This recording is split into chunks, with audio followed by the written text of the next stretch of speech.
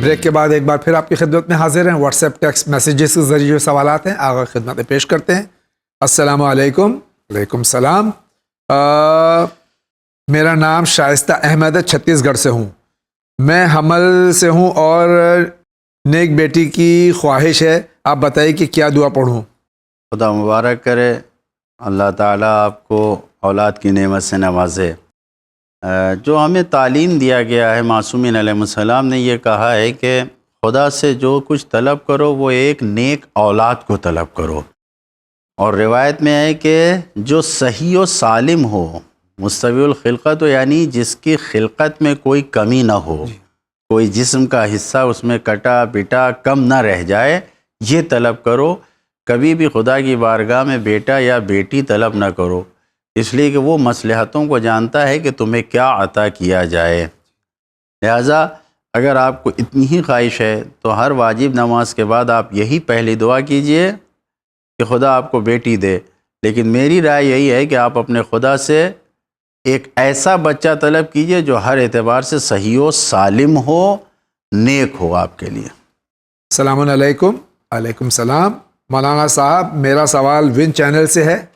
آج بتاریخ 3/1/2020 کو جناب قاسم سلیمانی رحمۃ اللہ علیہ کو امریکہ نے ایئر کرافٹ اٹیک سے شہید کیا. کیا چینل ون اس امریکہ کی حرکت کو کنڈیم کرتا ہے یا نہیں؟ ہم پرزور الفاظ میں کنڈیم کرتے ہیں اور یہ آلریڈی ہمارے پروگرام میں آ چکا ہے. ہم ہر اس طاقت کا جو ظالم ہے اس کی پرزور مذمت کرتے ہیں, خاص طور سے جنرل قاسم سلیمانی ان پر جو ایک ناجائز حملہ کر کے ہم اس کی پرزور مذمت کرتے ہیں. اور اس سلسلے میں چینل ون میں مختلف پروگرامز میں اس کا ذکر بھی کیا گیا ہے. آپ اس کو ملاحظہ فرمائیں. آغا آپ کیا فرماتے ہیں؟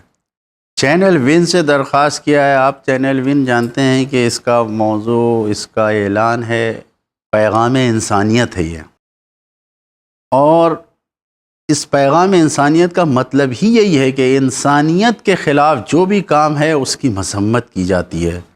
ہمارا پیغام خود یہ کہہ رہا ہے کہ جو بھی انسان پر ظلم کر رہا ہے, انسانیت کے خلاف جو بھی تحریک چلا رہا ہے, حرکت کر رہا ہے, اس کے مذمت کرتے ہیں.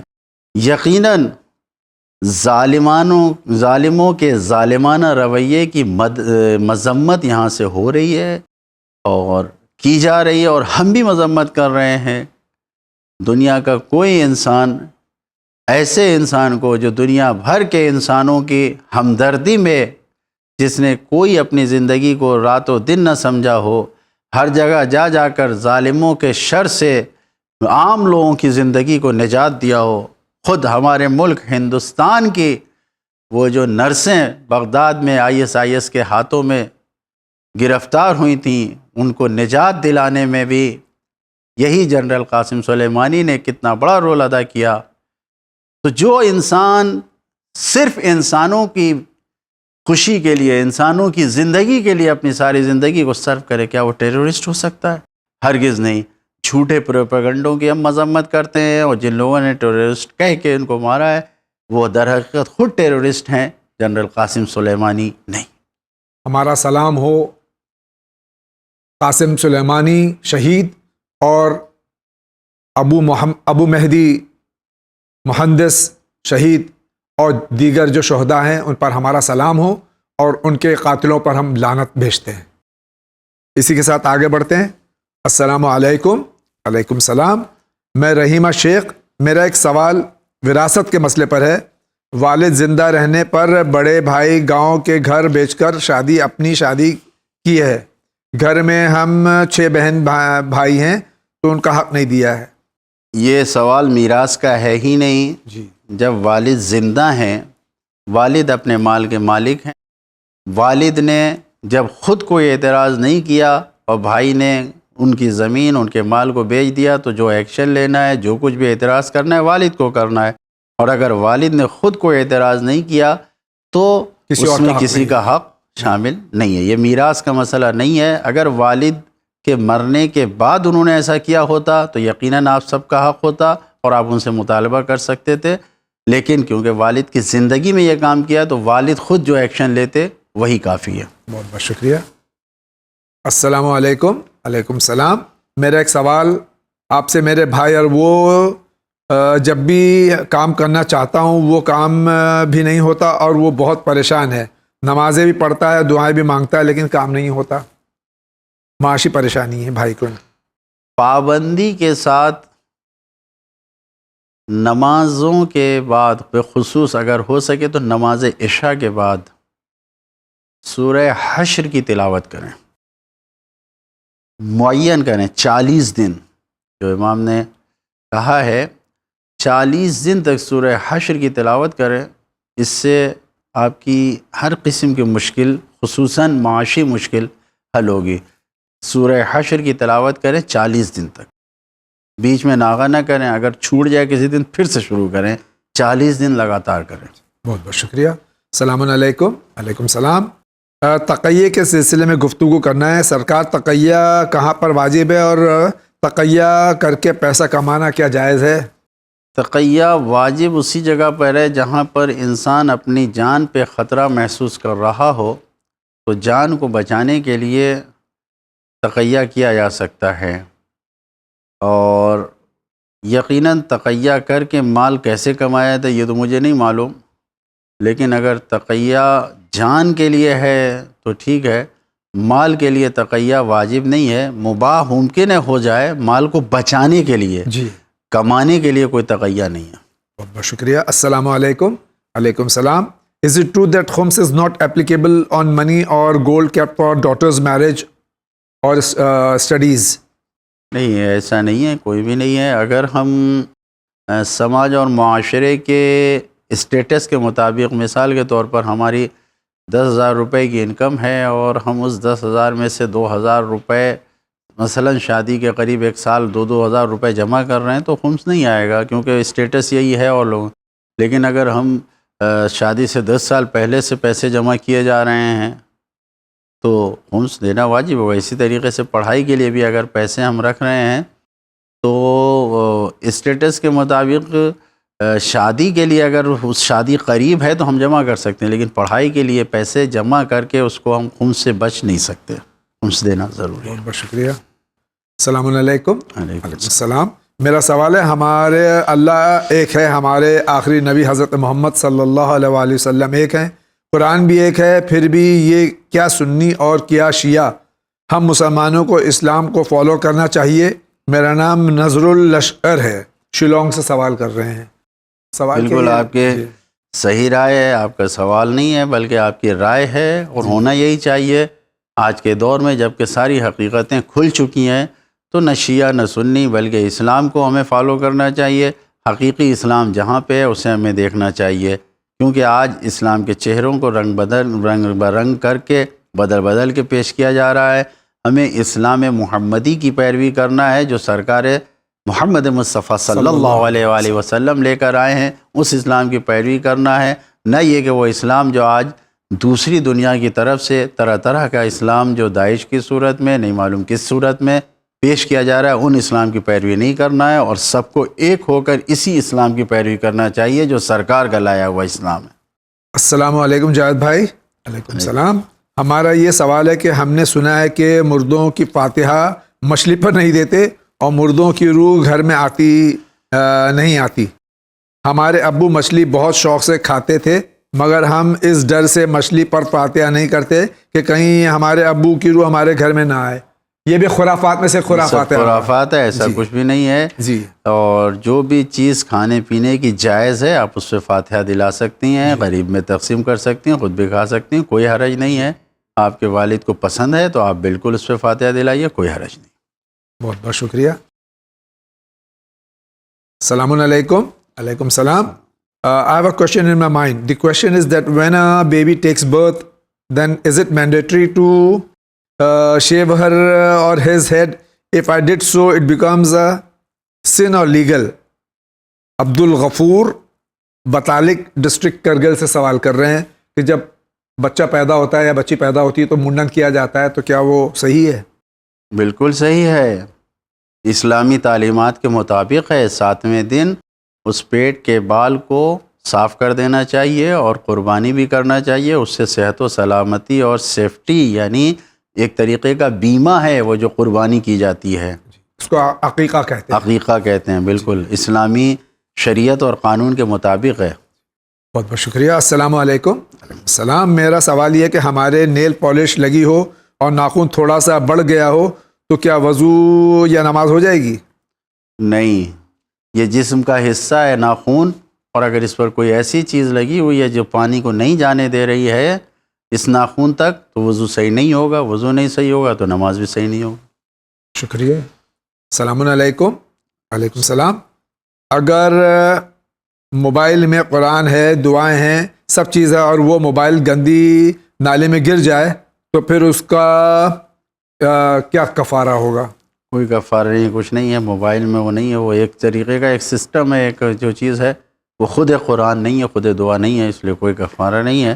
اگر احساس ہو جائے کہ اس میں قرآن تھا اور یہ گر گیا تو اس احساس کی بنیاد پر انسان کو توبہ کر لینا چاہیے, استغفار کر لینا چاہیے. توبہ نہیں, استغفار کر لینا چاہیے, ورنہ کوئی ایسا وہ نہیں ہے, گناہ نہیں ہے. بہت بہت شکریہ. السلام علیکم. وعلیکم السلام.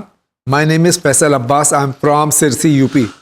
My question is, there are some people in our society who believe that we should not cut our hair and nail on Tuesday. Is it right or wrong? If right, then in which book is it has been mentioned?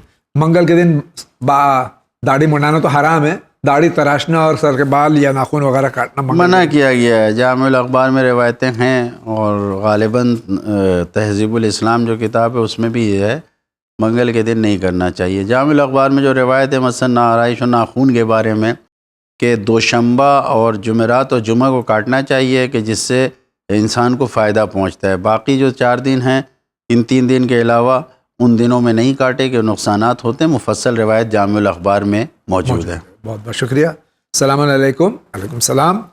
One channel کے تمام اراکین کو میں محمد کریم کارگل لداخ سے سلام کہتا ہوں. علیکم السلام. کوشچن, چاند گرہن کا حاملہ خواتین پر اثرات اسلام میں کیا حقیقت ہے؟ کیا یہ بات شریعت سے ثابت ہے؟ کوئی اثر نہیں ہوتا, کچھ بھی نہیں ہے, شریعت میں کچھ بھی نہیں ہے. السلام علیکم جاوید بھائی مولانا صاحب. علیکم السلام. میرا سوال ہے, میرے پاپا نماز میں سورہ یا ذکر دیکھ کے بھی نہیں پڑھ سکتے ہیں اور یاد بھی نہیں کر پاتے, تو کیا کرنا چاہیے؟ جس طریقے سے ممکن ہے ان کو پڑھوائیے.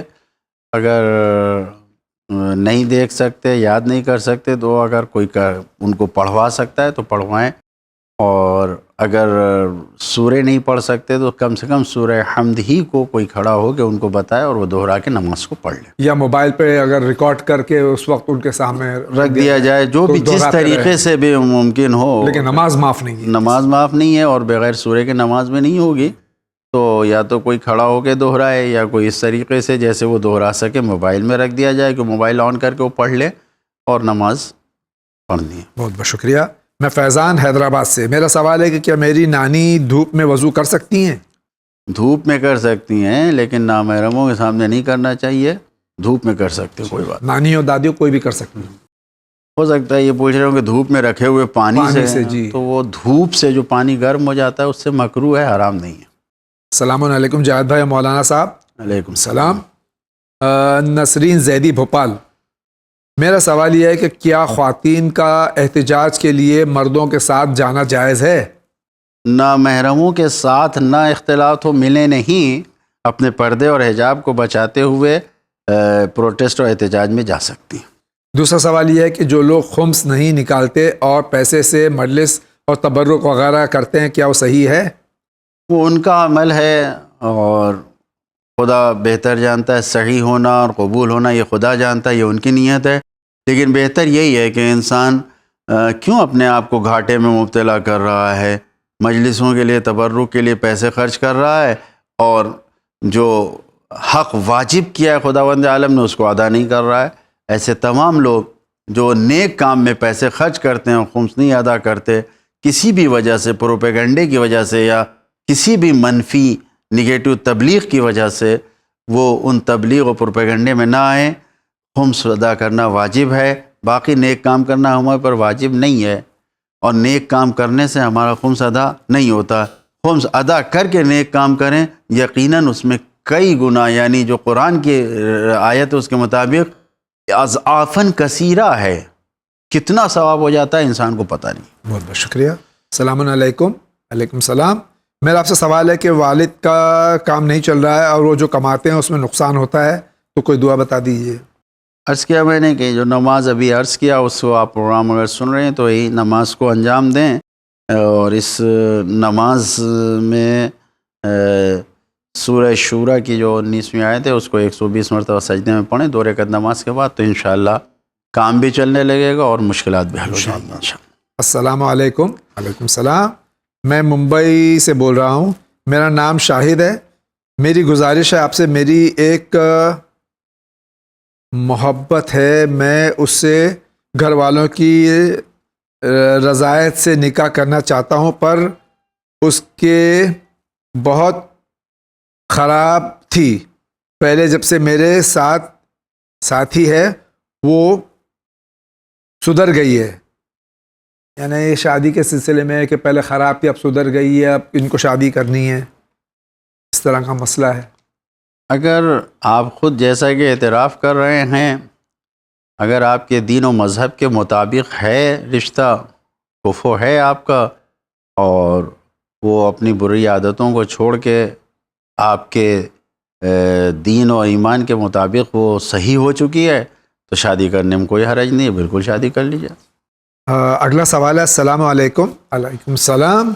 اڈیشہ سے میں یہ پوچھنا چاہتا ہوں کہ ہم اپنا گھر بنانے کے گھر کا نام کیا رکھیں؟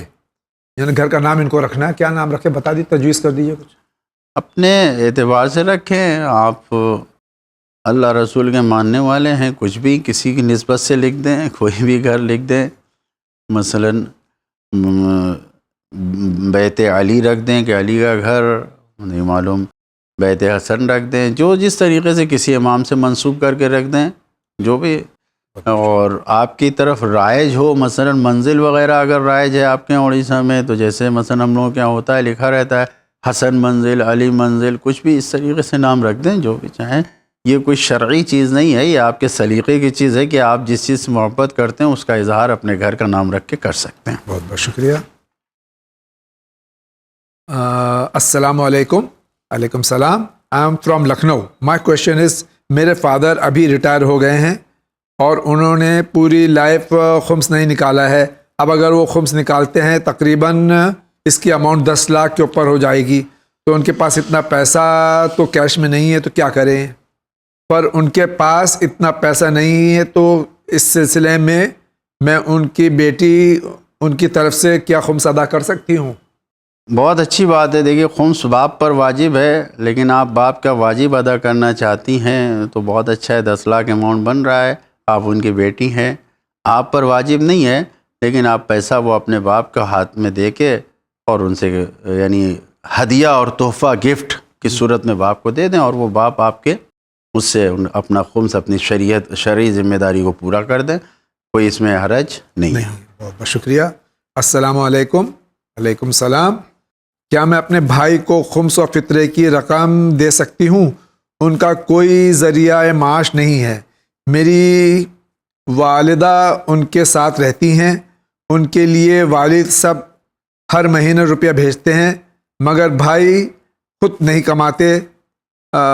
وہ اس طرح سے وہ کر سکتی ہے؟ اگر ان کی ضرورتیں پوری ہو رہی ہیں تو آپ ان کو خمس اور فطرے سے نہیں دے سکتے ہیں. ہاں، آپ اپنے ثواب میں اضافہ کرتے ہیں، اپنے حق کو ادا کرنا چاہتے ہیں، تو آپ اپنی انکم میں سے، ذاتی پیسے میں سے ان کو دیجئے کہ وہ آپ کی والدہ کا خیال کر رہے ہیں، تو اس لیے ان کا خرچ پورا کرنے کے لیے آپ ان کو دیجئے. وہ کماتے نہیں ہیں تو صرف اس بنیاد پر کہ وہ کماتے نہیں ہیں، لیکن کیونکہ دوسری جگہوں سے ان کو پیسے ملنے، لہذا خمس اور فطرہ نہیں دے سکتے، اپنے پاس سے ادا کریں. السلام علیکم. وعلیکم السلام. میں اپنا نام نہیں بتا سکتا. میرا سوال یہ ہے کہ میرے ماں باپ پسند کی شادی کے خلاف ہیں اور میں کیا کروں؟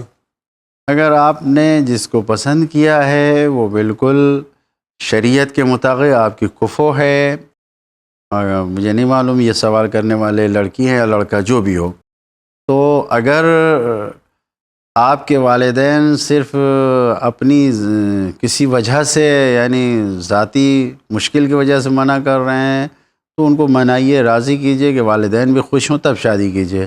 اور اگر والدین آپ کے راضی نہیں ہیں اور ہر اعتبار سے آپ کے لیے کفو ہے، سب کچھ ہے، تو یہاں پر ضروری نہیں ہے. خاص کر کے اگر آپ بیٹے ہیں، یعنی لڑکے کو والدین کی اجازت ضروری نہیں ہے شادی کرنے کے لیے، بیٹی کو اجازت ضروری ہے کہ والد کی اجازت شادی کی جائے.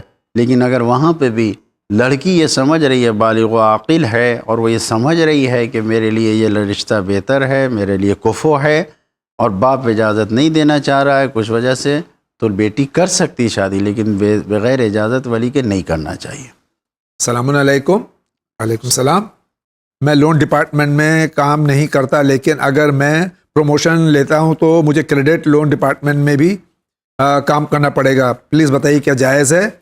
کسی بھی بینک کے کام کرنے کے لیے حضرت آیت اللہ العظمیٰ سستانی نے ہمیں اجازت دیا ہے کہ ہم جو بینک قوانین کے اعتبار سے چل رہا ہے کریں، لیکن احتیاط جو رکھا ہے انہوں نے وہ یہی کہ کوشش یہ کریں کہ جس شعبے میں، جس ڈپارٹمنٹ میں سود اور انٹرسٹ کی وہ لین دین ہوتی ہے اس میں کام نہ کریں. بہت بہت شکریہ. السلام علیکم. علیکم السلام. جزاک اللہ for acknowledging my queries regarding meher and replying. Also, please elaborate that Islam does not place dowry responsibility on bride's family. This message is crucial to be propagated from a forum like yours.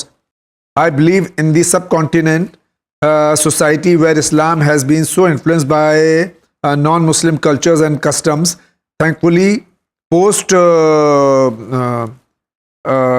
Imam Khomeini, Shia Islam is better understood by some who care to, but still the old age rooted customs taken up by previous generations are yet to be eradicated, which I doubt shall do so in our lifetime. Better prepare a short dramatized message as you do on other pressing society issues. One on this sunnah of the Holy Prophet sallallahu alaihi wasallam.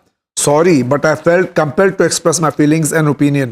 I still feel that Maulana have not elaborated satisfactorily on the issue. Given time constraint, I understand. But still the issue truly merits a forcefully convincing reply and argumental. Jazakallah for bearing with me. Wassalam. یہ آپ کا جو مسئلہ ہے انشاءاللہ ہم admin سے گزارش کریں گے کہ اس میں مفصل گفتگو ہو. یہ جو بات ہے آغا آپ کیا فرماتے ہیں اس سلسلے میں؟ دیکھیے، جہیز کا مسئلہ ہو یا مہر کا مسئلہ ہو، بارہا ان چینل سے گفتگو کی گئی ہے اور ہم لوگ بھی گفتگو کرتے ہیں مجلسوں میں بھی، اور کما حقہ گفتگو کرتے ہیں. اور خاص کر کے جس وقت شہزادی فاطمہ زہرا سلام اللہ علیہا کی سیرت کو بیان کیا جاتا ہے اور جب ان کی شادی کا مسئلہ آتا ہے تو اس کو بیان کیا جاتا ہے کہ جہیز کسی بھی اعتبار سے لڑکی کی ذمہ داری نہیں ہے جہیز کو لانا. ہاں، اگر معاشرے اور سماج میں باپ گھر والے بیٹی کو کچھ دینا چاہ رہے ہیں سامان کہ اس کے ذریعے سے اس کی زندگی اچھی گزرے، اس پہ روک ٹوک بھی نہیں ہے کہ آپ روکیں اور وہ جہیز نہیں، گفٹ ہے. وہ جہیز نہیں، گفٹ ہے. لیکن جہیز مانگنا یہ بالکل اسلامی قانون کے خلاف ہے، شریعت کے خلاف ہے، کسی سے مانگا نہیں جا سکتا. اللہ کے رسول نے وہ جو مہر کی رقم تھی مولا کائنات کی، اس مہر کی رقم سے خود ان کی ضرورت کا سامان خریدوایا جو جہیز قرار پایا. تو اس میں کہیں سے بھی سیرت مولا کائنات اور سیرت شہزادی کائنات میں سرور کائنات نے کہیں پر بھی کائنات کا کسی حصے کو بھی جو ہے وہ جہیز کے طور پر نہیں دیا ہے. جو بھی دیا ہے تحفے اور ہدیے کے طور پہ دیا ہے وہ خود مولا کائنات نے خریدا ہے اور اپنے مال سے خریدا ہے اور شہزادی کائنات کی خدمت میں دیا گیا ہے. لہٰذا کم سے کم اہل بیت اطہار علیہ السلام کے ماننے والوں کو تو یہ سیرت اپنانی چاہیے کہ اس جہیز جیسی لعنت سے اپنے آپ کو دور کریں تاکہ جوان لڑکیاں جو گھروں میں بیٹھی رہ جا رہی ہیں ان کی شادی ہوں. ورنہ ان لڑکیوں کی شادی نہ ہونے کی صورت میں صرف والدین نہیں بلکہ وہ معاشرہ اور وہ سماج پورا عذاب میں مبتلا کیا جائے گا جس معاشرے اور سماج نے ان لڑکیوں کی شادیوں میں رکاوٹیں ڈالی ہیں. اپنے آپ کو عذاب سے نجات دلائیں، اور اس کا طریقہ یہی ہے کہ شادی بیاہ کو آسان بنائیں۔ جہاں شادیاں نہیں ہو رہی ہیں، خاص کر کے جہیز کی وجہ سے، اس جہیز کی لعنت سے معاشرے و سماج کو پاک کروائیں اور شادیوں کو آسان بنائیں تاکہ آخرت کی مشکلات آسان ہو سکیں۔ بہت بہت شکریہ ناظرین کرام، اسی کے ساتھ آج کے اس ایپیسوڈ کا وقت ختم ہو جاتا ہے۔ ہم آپ کے شکر گزار ہیں کہ آپ سوالات بھیجتے ہیں، جوابات سے محفوظ ہوتے ہیں، اور ہم سب کی ذمہ داری ہے کہ جو شریعت کی روشنی میں جوابات دیے جا رہے ہیں یہاں سے اور پیغام انسانیت پہنچایا جا رہا ہے، اس پر مکمل طور سے عمل کریں۔ آقا بہت بہت شکریہ، اور اسی کے ساتھ میں انشاءاللہ اگر زندگی رہی پھر آپ سے ملاقات ہوگی، تب تک کے لیے اجازت دیجیے۔ وآخر دعوانا ان الحمد للہ رب العالمین۔